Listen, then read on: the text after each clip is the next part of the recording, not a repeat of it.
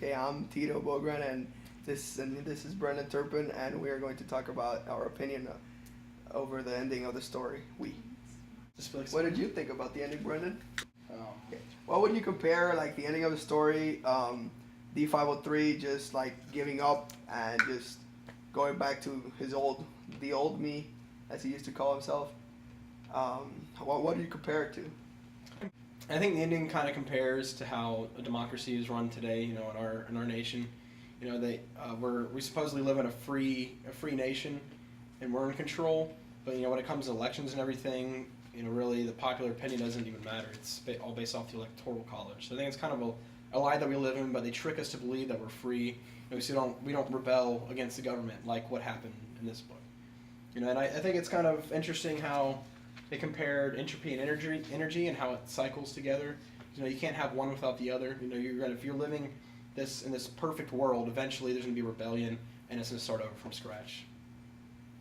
I would compare it to what recently happened with the Venezuelan elections, because, I mean, everyone is just so used to how they're living that they're just tired of fighting against the regime or whatever. They don't want to make a stand. Like they've been against it for so long. Yeah, they eventually just give up, like what happened in the book. And they had the elections right now to take Hugo Chavez off power after like, what was it, 16 years, something like that, since 1998, I think, 99.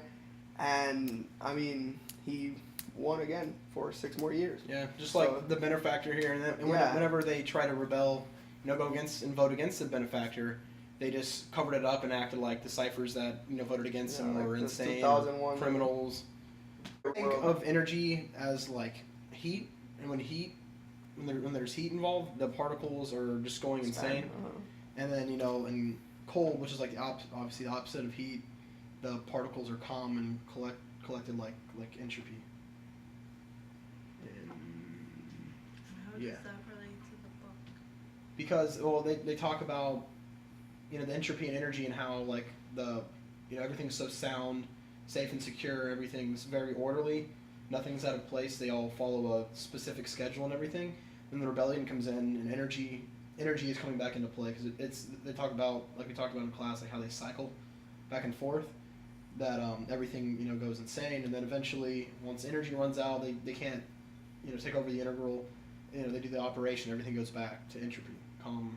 Everything's just back to normal, and maybe in some 10 years they're going to rebel again. Yeah.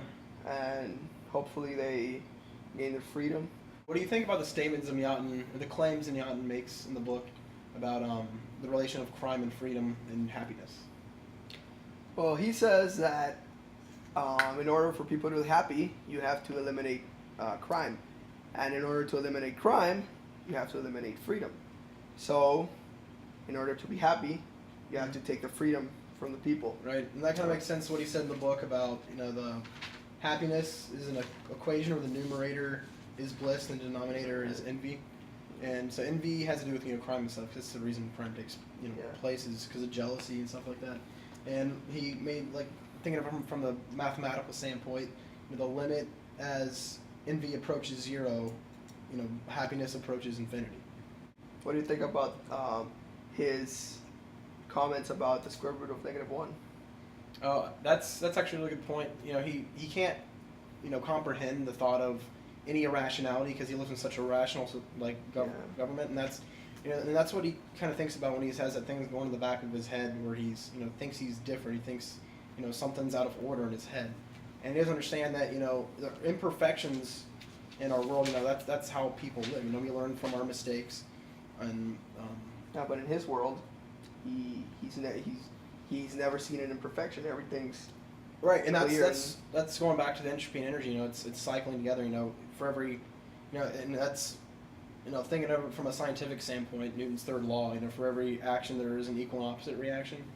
You know, so eventually, you know, if you're having this beautiful, peaceful society, eventually people are going to go insane, you know, like D503 is, and rebel.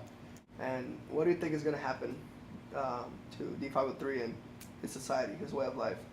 I think now the rebellion's over. You know, they took care of the problem. after the surgery, they lost any emotions or the ability to decide for themselves.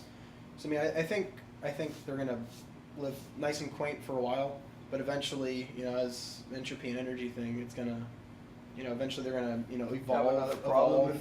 Gain back their frontal lobe, or their heirs, their children are gonna be born with the frontal lobe, and eventually they're gonna grow up and realize things for themselves, just as D503 did, and then the same thing might happen. And they might be successful this time. And do you think the Asian house had a lot to do with what happened, like the rebellion? Well, I think that the ancient house put the idea in D503 and I-330's Yeah, I head. think that Without the ancient house, they would have never thought, what was life like before? What are we missing? Even though they out? made fun of it, still They made fun of it, thought it was stupid, Yeah. but then they wanted to go back to the roots. They had it there. They could see how people used to live. Yeah, I think it was a curiosity thing. They wanted to see how people lived in the past, so they wanted to, and just like I-330 tempted him to do it. Will the government make stricter rules now? Will they be more strict? Will they prohibit more stuff in order to prevent this to happen? Well, now nothing's gonna happen. They're gonna go back to the way they were, just because they remove. Now they're just like. They're stupid. Yeah, they're dumb. Yeah, they're just but what mindless. Yeah. And- No, I guess, yeah. I guess they're like the next step for the government is like for the one state, the great benefactor is to, I guess, control more who goes in, like I-330, like people, like all that mephy stuff, the And just the like rebellion. Zamyatin made an analogy to this a lot of times, talking about the mirrors, the eyes, vision. I think they're gonna keep a better eye on the people, like S, that goes around and monitors people. I think they'll keep a better eye on everybody, make sure they're following rules, not going against society. And not have people smoking and drinking. Yeah, like the green poison. I-330. Yeah. Is that marijuana? No, it's alcohol. No. He calls it the green poison. They're drinking. The green poison. No, what were they drinking? It was the stuff that Van Gogh used alcohol. to drink and stuff. No, it was. Gifty. No, it was called something in particular. Absinthe. Absinthe is an alcohol. You ever heard of absinthe? Yeah. Like Okay, there Everclear? you go. That's what they were drinking. It's like the only green. And that's what our teacher. Something I really think this story, this dystopian novel, makes me think of what we have, and It's the little things in life that count, Tito. yeah, Yeah. like freedom. Taking something We out have of to. We don't have to take for granted what we take for granted. Oh! That was so stupid. We don't have to take for granted what we take for granted. Freedom is something we take for granted, but people all over the world live in societies that they don't know what freedom is.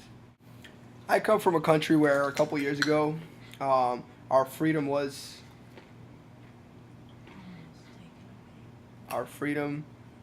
was being threatened by the communist puppets of Latin America. Government. Hugo Chavez, Fidel Castro, Daniel Ortega, president of Nicaragua, and our ex-president from Honduras, Manuel Zelaya. So I know what freedom is, and I always knew that I wasn't going to go for these communist / dictatorship ideas. So America.